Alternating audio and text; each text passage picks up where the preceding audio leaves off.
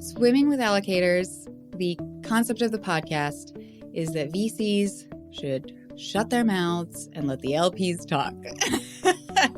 So we are inviting a different limited partner on the show each week to explain how they're thinking about allocating to venture capital.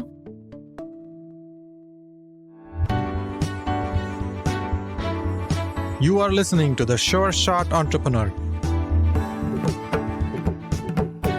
a podcast for founders with ambitious ideas. Venture capital investors and other early believers tell you relatable, insightful, and authentic stories to help you realize your vision. Welcome to The Sure Shot Entrepreneur. I'm your host, Gopi Rangan. My guest today is Alexa Binns. Alexa is an angel investor and a limited partner. She's been a venture capital investor at a few firms like Maven, Halogen, and Speedcast Ventures. She's also had experience building products and working at startups and large companies. And more recently, she is an active limited partner in a bunch of funds. She represents her family office on behalf of her three sisters. They invest in funds and in startups. We're going to talk to her about her view about the venture capital ecosystem and how does she see trends evolving over the past few months, especially with all the markets changing. We're going to ask her about her specific focus and specialties in CPG and how building a startup in those areas are interesting, challenging. Alexa, welcome to the Sure Shot Entrepreneur. Thank you for having me, Gopi. Let's start with you, where you grew up. You grew up in Phoenix, Arizona, right? And then you came to Silicon Valley when you were studying at Stanford for undergrad. And then eventually you made your way to the venture capital ecosystem. Tell us about that journey. Absolutely. As you said, I'm one of three sisters. I am the daughter of a two-time exited entrepreneur, has sold his first ultrasound business before I was even born. And I am the granddaughter of, on the one side, a poultry farmer, and on the other side, a Fortune 500 CEO. So the fact that I'm speaking to you today with any family office to speak to is really it's sort of like a cliche of the American dream. I recognize that this point of privilege that I'm here speaking with you today for sure. At Stanford, I would call myself a very well-rounded kid. I was on a sports team and I made a bunch of student films. I made a Bollywood musical. I was a Pi Beta Kappa, which basically means I was a giant dork in every subject across the university. And with this sort of overwhelming interest in too many subjects, I ended up working in nonprofit my first 5 years out of school. First at the Kaiser Family Foundation, where I got to work on cool public service announcements with NBA stars and pop stars and rappers, and then helping Tom Steyer and his crew get a think tank off the ground all about clean tech and climate tech. So I think most people in the Bay Area, their day job is working in tech, and on the evenings and weekends, maybe they're helping out with nonprofits they care about. And I had a little bit of the reverse in my early 20s, where I was basically volunteering for some of my friends' early startups. And one fun example, I get the call from a Stanford classmate, and he says, I've got potential huge client coming into town. Can you moonlight as their client rep just for this sales meeting? And so I sneak out of my nonprofit job, meet them on Sand Hill Road in the Sequoia boardroom. And luckily we go around this table and everybody does intros before we get to me. And I have a chance of mentally noting who works at the startup and who works at the customer. And it gets around to me and I gesture over to a gal I've never seen before in my life. And I say, Jale, I'm on Jale's team. Should you decide that this is the solution you need, I'd be your point person moving forward. And I continued to have to join these conference calls with these guys, sort of quietly hiding in my cubicle for the next few weeks until they landed the deal and they were able to hire somebody to actually manage the client. So I think the next major milestone in this story is that my parents were in their late 60s, maybe 67, 68. That would have put me at, 27, 28. They gave my sisters and I our inheritance, the bulk of it in the form of a single trust in which there's a few things I think that are quite unusual about this. First, my parents are and were then very much alive. And second, the format was that we would manage the capital as a family. So Each of us came from different perspectives. We each had access to different networks. And the idea was that we'd be able to source and vet these things using our unique perspective. But this extraordinary gift of capital also came with an extraordinary gift of confidence. This is my mother and father saying, we believe you all can figure this out. There is not a black sheep among us. My sisters are exceptionally talented. We've got Ivy League, Stanford, 3 master's degrees between us. But none of us have ever had a Wall Street internship. You wouldn't have said, yes, that's the finance one. Put that one in charge, right? We're all very much left brain, right brain kind of people. And so that began my sort of internalization of even myself as an investor. This is something I never would have described myself as previously. And initially, because my network included all of these Bay Area types, I was really sourcing LP investments. These are sort of the beginning of micro VCs and what are now called emerging managers. I was bringing some direct deals to the family, and I was working with Target at the time. So I also ended up making some angel investments in products that I knew I was helping get on shelf. They say that angel investing is the fastest way to lose your money, and I am not willing to be garbage at anything I do. And so I sort of sucked it up and said, you know what, if I'm going to be doing this, I want to learn how to do it professionally. And despite being in my early 30s, I went and found myself an associate level job in venture capital. I started at the bottom and have since been very lucky that I've worked for these GPs that have trained me. I've made it up through principal to partner. The person you're having on the podcast today is a sophisticated venture capital manager. But I don't know that you would have thought that if you'd seen my Bollywood film when I was 21. It's great to hear this story. American dream came true for your grandparents, for your Exactly. parents, and for you now. With the new family office that was set up, it was kind of DIY. You had to learn, all 3 of you, how to deal with this, what to do with it, where to invest, what's your mission, your objective, what's the long-term plan for all of this, and without having any Wall Street experience before that. Exactly. Okay. I I think want now to. it's my job not to mess it all up, with my grandparents shining down on me. What sport did you play when you were in I was college? on the Stanford sailing team. Okay. I want to talk more about the Bollywood movie you worked on, but let's get back to venture capital. Let's talk about first as an angel investor, and I want to talk about your perspective as a limited partner as well. I've worked with many angel investors and I've started angel investment groups as well. And I agree with you that it's the fastest way to lose money. It's very hard to be disciplined. It's very hard to access the high quality deal flow you need to build a portfolio. Yes. What is your advice to founders? When they meet angels, how do they pick the right angel to invest in a company? Absolutely. Collecting your very first friends and family and angel checks is really a bet on the person. And if you don't naturally have that network, things like angel groups, etc., are your next best option. But the secret about angels is that this has zero urgency to them. There's always something else they could go invest in. This is kind of a hobby. And so what can happen is the process gets extremely dragged out and you get a lot of questions and a lot of time spent for relatively little money. And so I think the thing to do as a founder raising from angel networks in particular is to create some kind of urgency so that there is an external deadline by which they need to come to a decision. And it can sound scary because if you think somebody's a maybe, giving them a deadline maybe sounds a little like showing your hand. Maybe you're kicking them out of the deal. But the truth is, if they're going to come to a yes, they can come to a yes tomorrow. They don't need a month. And they can always come in at a higher valuation later. So I would use some kind of external deadline. We've got XYZ sales conference coming up. So we need to be able to hire the next 2 engineers to be prepped and ready for when we do land a couple new clients. Whatever it is, come up with a deadline and don't be scared to wrap up those conversations. Angels have all the time in the world and all the money in the world, so they can be a little infuriating. As a founder, it's very hard to have those controls. How do you push the conversation to the finish line?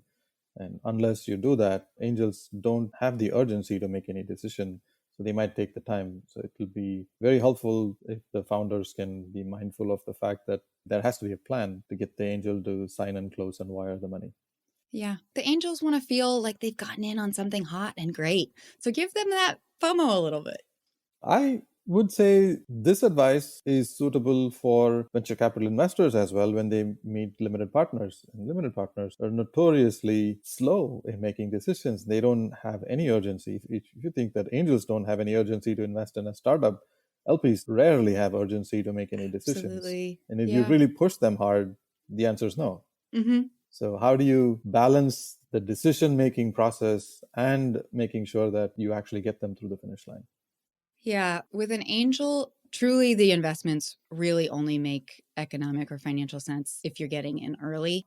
The limited partners, in many cases, it is really a long-term relationship that you're building where they want to actually be with you as you build your track record. So at least the patience maybe pays off as a venture capitalist who is courting LPs, where I think the longer a relationship goes with the angel, the least likely it is that they're going to actually finally come in and commit. That's a good way to look at it. The more time you spend with an angel who's kicking tires, they're likely wasting your time and they're not going to invest. But with a limited partner who spends time and is interested in learning more about how you're building a VC firm, it's getting more and more likely that they would invest. Otherwise, they wouldn't spend the time. Uh, Absolutely. with an angel investor, they are willing to lose the money. They understand the risk of building a business. It could go to zero, and they're open to that possibility. And LPs don't want that. They want to make sure that you can actually build a firm and Yeah. there will be this fund and subsequent funds, and you have a vision for the firm, and you are skilled in the craft to make sure that you'll make decent investments and definitely not make it go to zero. But the question is, how big will this be? Will you be able to hit a few very big winners? And for them to understand and form an opinion about the VC, it will take some time. And it's Yeah. not a one conversation, then you make a decision. Very interesting to see the contrast. Can we talk about what's happening in the market recently, especially as an LP, because that's a more nuanced perspective and poorly understood in the world. VCs are difficult to understand, but LP world is far more difficult to understand. What is happening in the market today? What are things that you're excited about? What do you expect for the rest of the year and next year? Yeah, absolutely. I'm co-host of a podcast where I get to interview LPs. So I am in the process of picking these brains that we're speaking of. One interesting trend we're seeing is the number of wealth managers, sort of money managers, fund of funds, etc., that are positioning themselves now in this space as somebody who can help you navigate the huge increase in the number of emerging managers. I can tell you from my personal experience working at 3 of these sort of emerging manager size funds that the first required sort of like your classic back office consultants, a Duro, with a full legal team, Gunderson, doing the fund formation. And so, despite being a $15 million fund, then a $60 million fund, that's a lot of overhead. That's a legitimate business to get up and going.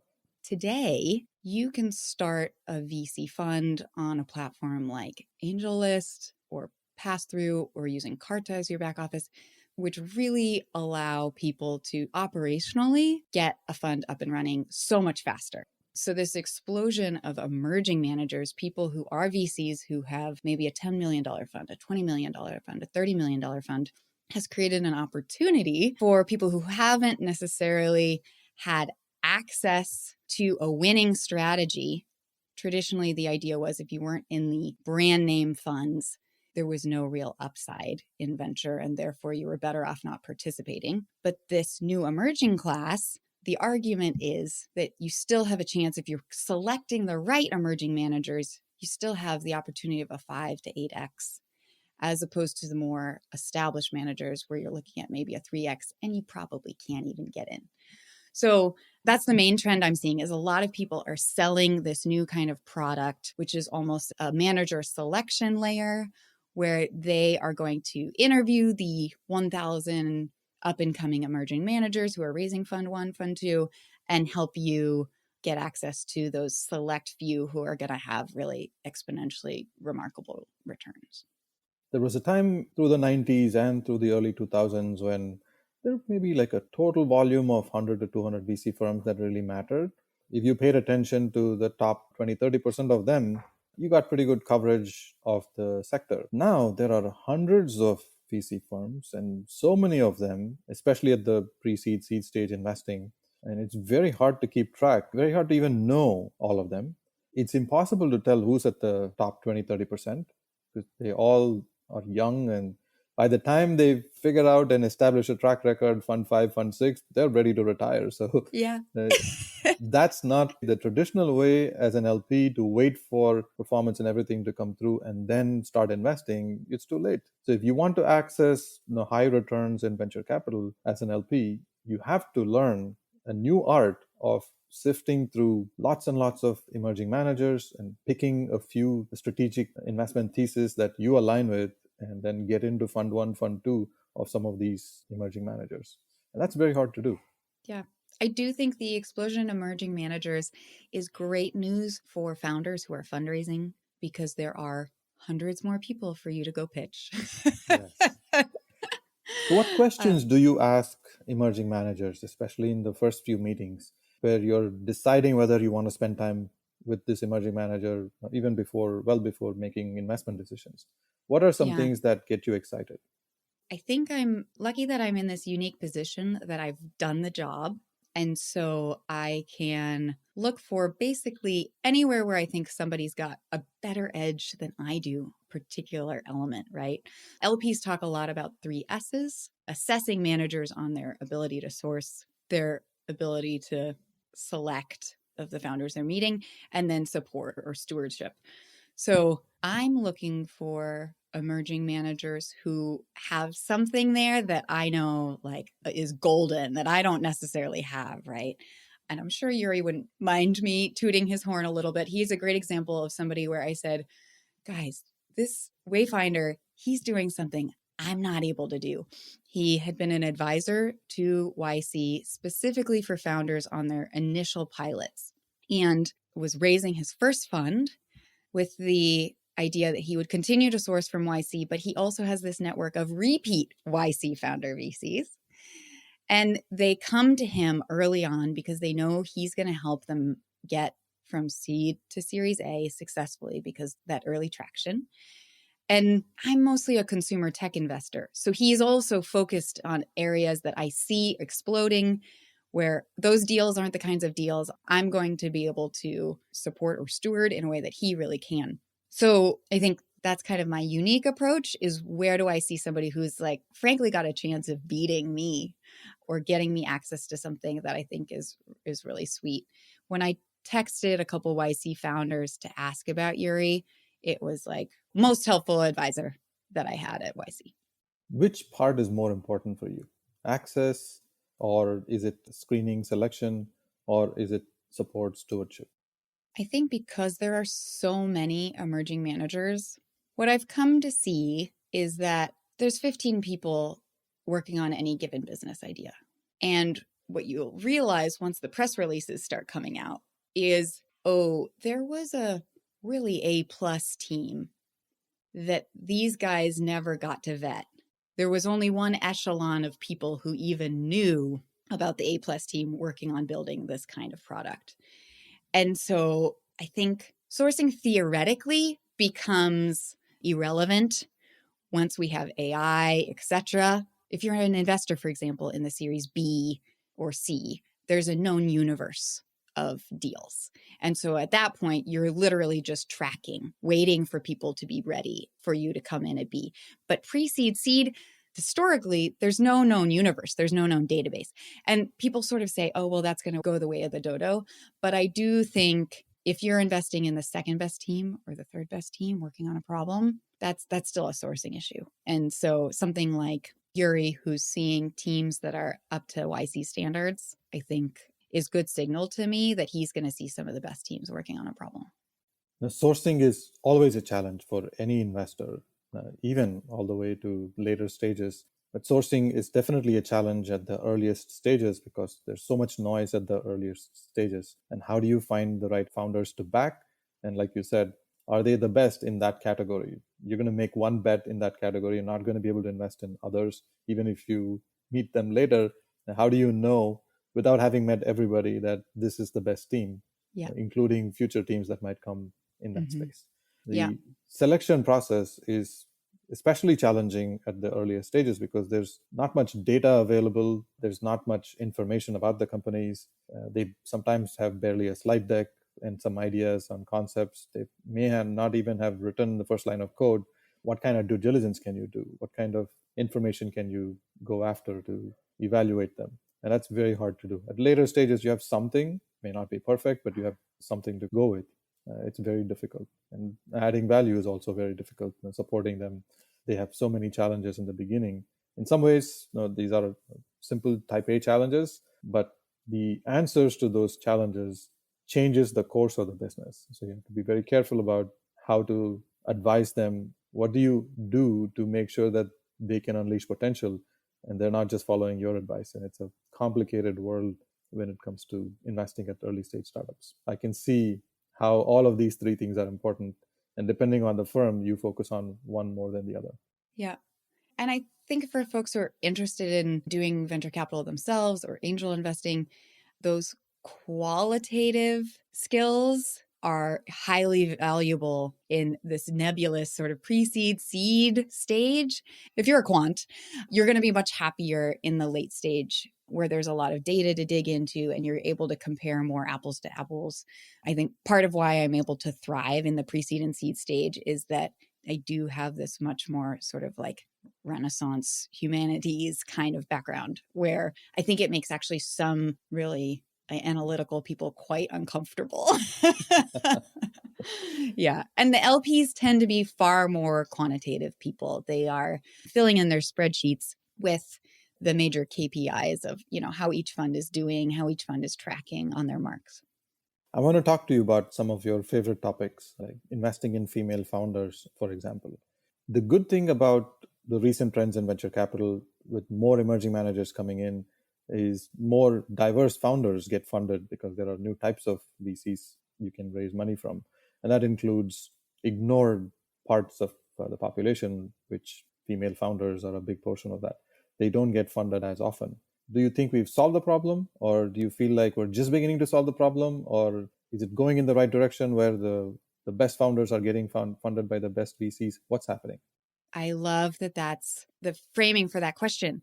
No, I think we're in the very beginning. There are early champions. I got to work for Jessie Draper, who has a fund, Halogen Ventures, where she's been a very early advocate for investing in female founders for a myriad of reasons. There are so many problems that women still face today that have not yet been addressed by technology. So there's huge opportunity sets to still build for that customer.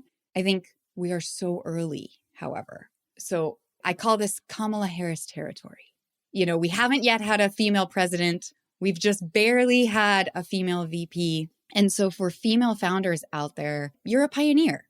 It's a little bit of a narrative that we have in this country that everybody's got equal access, when in fact, the data that shows that 2% of capital goes to women, what that means to me is that there is 2% of capital available to women.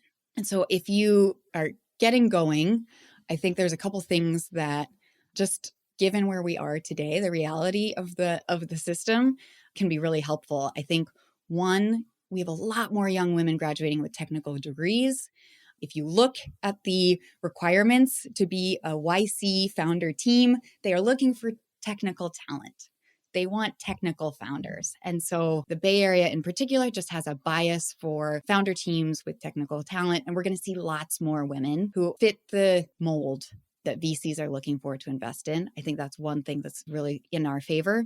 And I think in the meantime, co-ed teams raise just as much as all male teams. So the short-term solution, I think, is to surround yourself with male counterparts who love having you around and treat you as an equal, if not a boss, and can be part of the fundraising process. I see those positive trends. I'm optimistic that we've arrived at a time when this trend is now sustainable and it's going to continue to grow. Looking forward to more of that. Which firm do you think is doing well and doing it right in this space? Interesting. Anyone that you've invested in? I guess for my personal investments, and this is because there is so much bias still in the system, the women who have managed to raise a lot of capital are doing things in industries that people trust. A woman's got a good perspective. So, biosciences, there are a lot more women in positions of leadership. Historically, there's a lot of success with female leaders in the hard sciences. And I do quite a bit in femtech, for instance. So, of course, we're going to trust female founders in a space who are addressing things like a menopause or pregnancy, etc. Those are fascinating topics. I see lots of opportunities for founders to build solutions in those spaces. And it's very exciting to see that we're beginning to get strong female perspectives and investor perspectives in those areas. You've been on various sides of the table. You've worn different types of hats, pretty much every role in the venture ecosystem. If you were to change one thing about the venture capital industry, what would you do Oh, to make it better? interesting. We can poll the audience to see if this would be helpful or interesting to them. There is something called the blacklist in Hollywood, where the best scripts that don't get bought up and produced can be basically nominated by people in the business who came across the script, read it, loved it, but for whatever reason couldn't convince their team or their boss to make the show, to make the movie. And I think we could use something similarly now that we have so many emerging managers, almost a list of, we don't all have the capital to write the minimum 100K check, for instance, into emerging manager. But what if we could all sort of play this fun game of saying, you know what, I discovered the band before the band was cool. I think it would be fascinating to kind of pull the VC ecosystem every year on which emerging manager, which fund one or which fund two would be the one that you'd bet your money on. Because I think it would be a healthy thing for us all to start thinking more with the LP perspective, that in fact, venture capital is an extremely competitive sport, both from trying to win the best deals, but also distinguishing yourself in a rather commoditized market as an emerging manager. Yeah, more transparency on who's doing the real work, data on performance would be very helpful to make this ecosystem even better. We're coming towards the end of our conversation. I have two questions. I want to talk about your podcast because you're also a fellow podcast host. What is Swimming with Allocators about? Swimming with Allocators, the concept of the podcast is that VCs should shut their mouths and let the LPs talk. So we are inviting a different limited partner on the show each week to explain how they're thinking about allocating to venture capital. And it's a voice that's generally not heard from much. And so some of these people are tough to get access to. They are intentionally off the radar a little bit. And so hopefully we are helping bring some of that transparency and education so people can understand. Ultimately, these are the people we all work for, the pension funds, the endowments, the high net worth individuals, the fund of funds. These are our customers. And this is a chance for them to get to actually take the mic. Very exciting. I've started listening to your episodes and I've become a fan. Thanks for bringing more light into the darker side of the venture capital ecosystem. Oh, thank Last question about your community involvement. Is there a nonprofit organization you are passionate about? Which one? There is a very cool organization called the Norman Lear Center based out of USC's Annenberg School. It addresses something that I think is so magical. So they offer free consulting to anyone in Hollywood who's interested in writing more accurate information about anything related to health. So I know, Gopi, you care a lot about mental health. They end up serving as consultants on a lot of the TV shows, movies that we've all watched. A cool example would be like Pixar's Turning Red. There is a character on the movie who has a continual glucose monitor. And so we're normalizing things, we're addressing bias through popular entertainment, and particularly around things where there's a lot of stigma. This might be a really clever way to basically educate the public without being heavy-handed. So I'm a big fan of the Norman Lear Center and the work they do. Alexa, thank you very much for spending time with me today. It's very rare to find someone who actually has a lived perspective as an angel, as a VC, as a limited partner, and other types of roles. You span the entire ecosystem, the entire spread. Thanks for sharing your personal perspectives, candid examples based on your own experiences and your thoughts. I look forward to sharing your nuggets of wisdom with the world. Thank you. Thank you. Thank you for listening to The Sure Shot Entrepreneur. I hope you enjoyed listening to real-life stories about early believers supporting ambitious entrepreneurs. Please subscribe to the podcast and post a review. Your comments will help other entrepreneurs find this podcast. I look forward to catching you at the next episode.